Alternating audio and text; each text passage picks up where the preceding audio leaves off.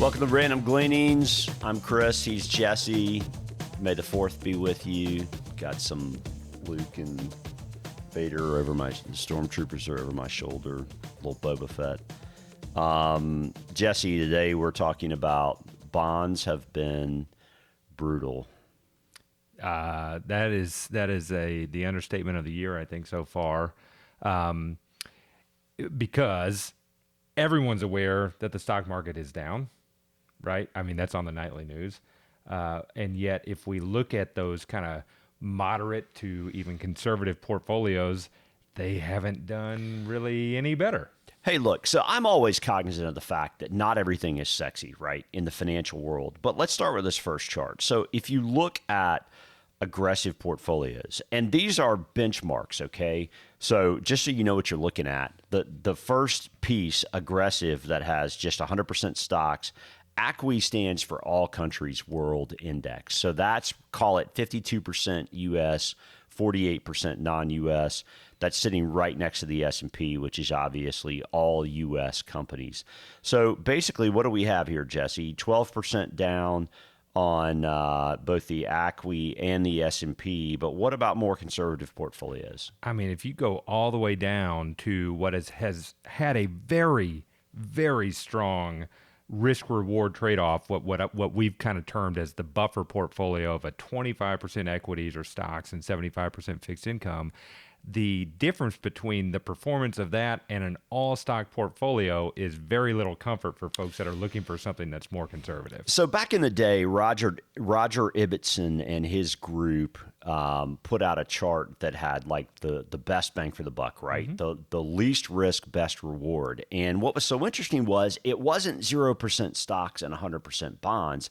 It was actually about 1/4 growth, equities, and 3/4 conservative. So over time, yeah, I mean, we've termed that the buffer, and it's been a good spot and been a wonderful place to be for the last 3 or 4 years. No question. I mean, from a bang for the buck, it's worked perfectly. But this year, it hasn't. So let's look at the next chart. And I mean, this is really why. Basically, so the blue line is down 10%, right, year to date. And that is that's just the Barclays Aggregate Bond Index is all it is, compared to the S&P. So blue is bonds, orange is stocks. You can see they're pretty dang close to one another on the year, which isn't normal, is it?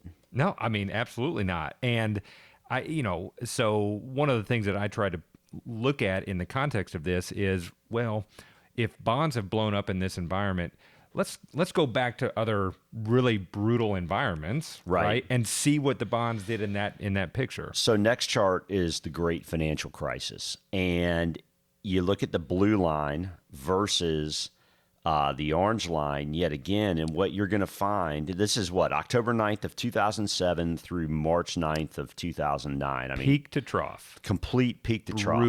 Brutal. And bonds were flat as a pancake with a 0.57% return during that entire, time frame. And real quick, the purple line, 60-40, they've kind of called that the all-weather portfolio at times, or whatever. So the entirety of the difference between what the all-stock down almost 57% and that 60-40 all-weather, the entirety of that difference is just that 40% allocated to bonds. Right. The bonds have helped kind of ballast. And that wasn't even rebalanced during that time period. Right. That's just straight 60-40. So next chart, if we look at the COVID sell-off.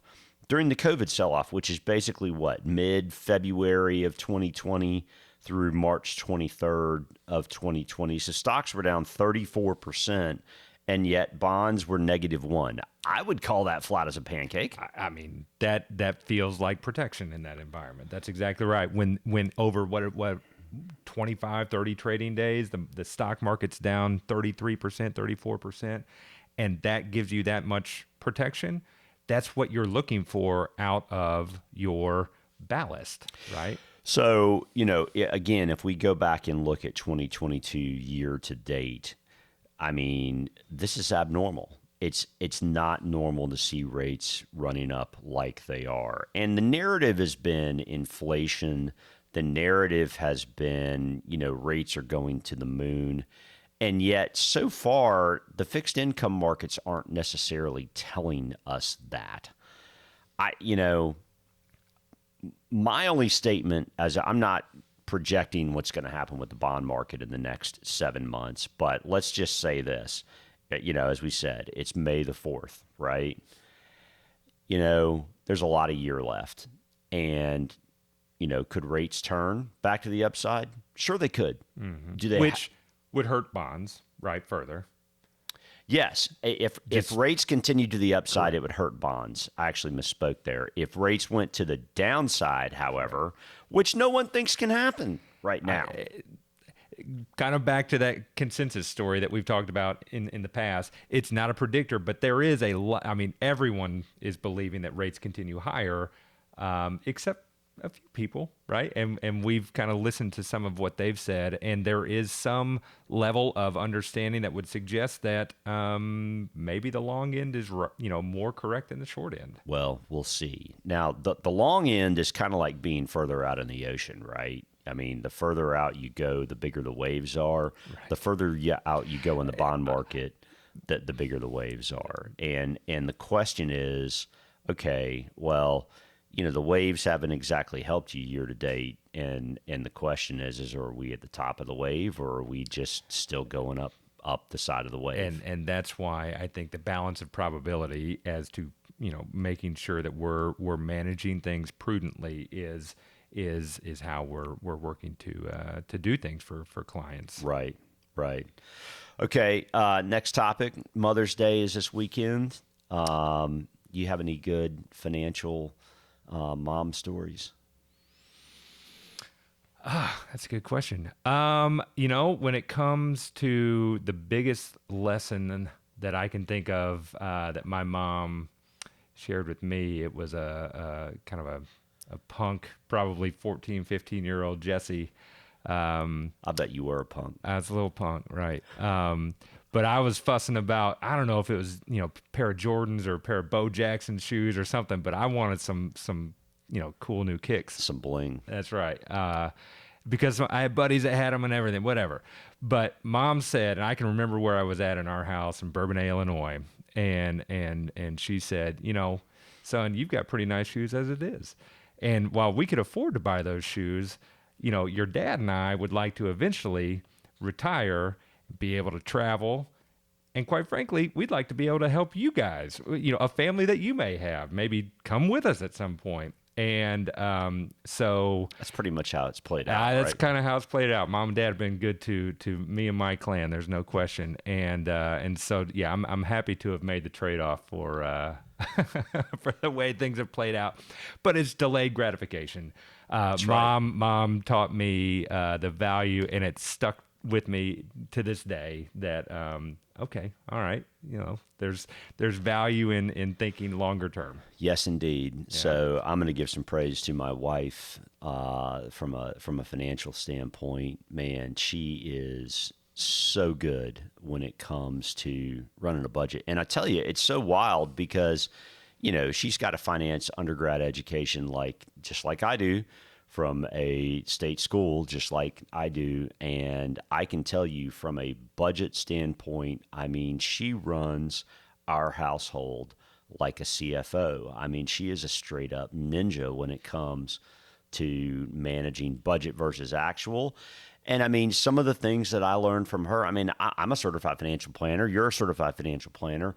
I mean, some of the things that she does are so dialed in that, I mean, I learned from her, and it's helped us be better in terms of giving guidance to our clients from a budgeting standpoint. Over time. I mean, shout to Angie, the mother of my boys as well, and still my wife, I should clarify. That's good. That's good.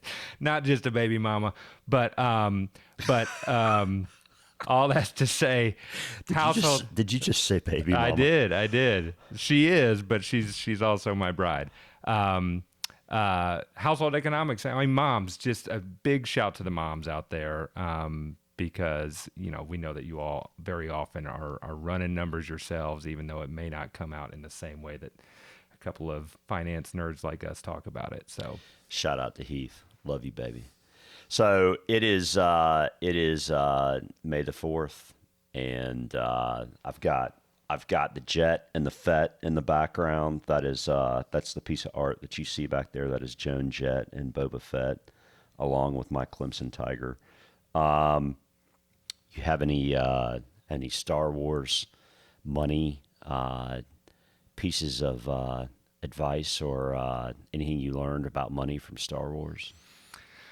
I can tell you if those Lego minifigures don't show back up at my house, my boys are going to make me pay for it. Gotcha. But, Okay. I don't know. What have you got? I know you're a big Star Wars guy. Yeah, so The Mandalorian, the first piece of advice is be careful what you get yourself into. So That's good. yeah, That's good advice. yeah. But you got on Yoda shoes. I do. Got a picture of your Yoda shoes right here. We'll That's share right. with y'all. That's right. Do or do not. There is no try. There you go. That's the big lesson. All right, friends. We'll be doing weekly. Thanks again for watching. And you got anything else? Happy Mother's Day. Happy Mother's Day. See y'all soon.